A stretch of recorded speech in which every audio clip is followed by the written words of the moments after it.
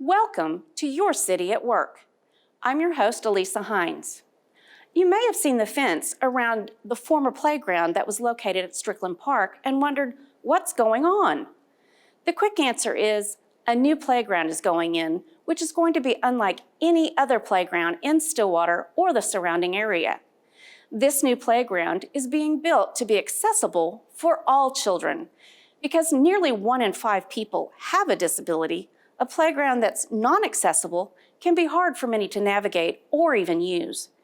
The City of Stillwater, in partnership with Maya's Promise, Stillwater Makes a Change, and the Oklahoma Department of Commerce want to make sure that all children can participate in what Mr. Rogers says, play is really the work of childhood. It's quiet. It's empty. And it's not pretty to look at now. But the plan is to make this area into an engaging and inviting playground that any child can use by making it accessible. Amy Jalowski is the board president of Maya's Promise and says this project is a huge collaboration. And one of the things that we've been hearing a lot from our families in town was that they really needed an inclusive and adaptive play area. We didn't have a playground in town that was accessible to all of our families to come and play. And so we had approached the city a while back, before I was a counselor actually, and asked, we want to do something here, but we think we need to do it in an existing park. Would you be willing to think of a park that would be good? And City Manager McNichol had said, we actually just applied for a community development block grant for Strickland to replace the playground there. And I said, that's great, would you consider making it an inclusive playground? And he said, of course. And according to Jim Scott, project manager for the City of Stillwater, the old playground had lived well past its life cycle.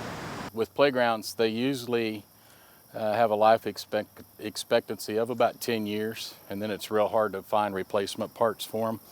And so this one we had really gotten our life out of. So we, along with the CDBG grant, the city went half, CDBG pays for half. It's a $212,000 project. Along with the CDBG grant, money was raised by Stillwater High School students through SMAC. Stillwater Makes a Change, an annual philanthropic campaign to raise money for a local charity. Their 2018-2019 beneficiary is Maya's Promise. SMAC co-executive director Juliana Arndt says this year they raised the most money they've ever raised for a project. We actually raised $200,000 this year, which was a lot more than we were anticipating raising, but it was super exciting. Now, while it sounds like a lot of money, when it comes to playgrounds, the more, the better. The shade structures are not cheap. Unfortunately, anything to do with playgrounds is not a cheap project.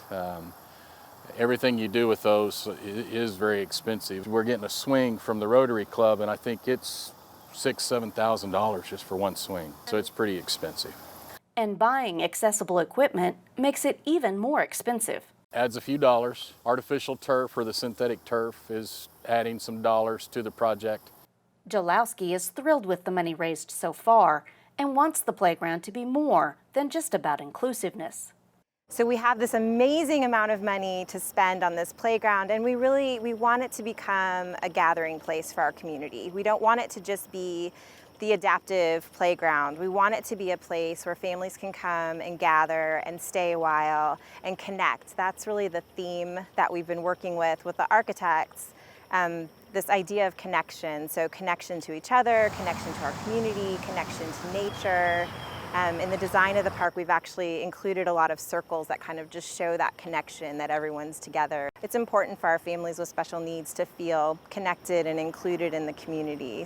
A connection kids of all ages can share at Stillwater's Strickland Park. Now, the city will begin work on the new playground this fall, barring any more rain. It will probably take a couple of months and must be finished by April 2020.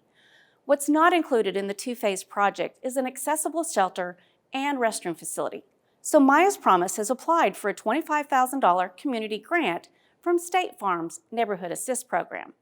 But it's something that's going to take the community coming together once more and voting online to help Maya's Promise win the grant. Only 40 of the 200 applicants will win. Voting opened August 14th and will close August 23rd, so Maya's Promise is asking everyone to go to the web address on your screen and vote. You can vote up to 10 times a day, and the site gives you an easy vote button that will include all of your votes for the day. So vote now and vote daily.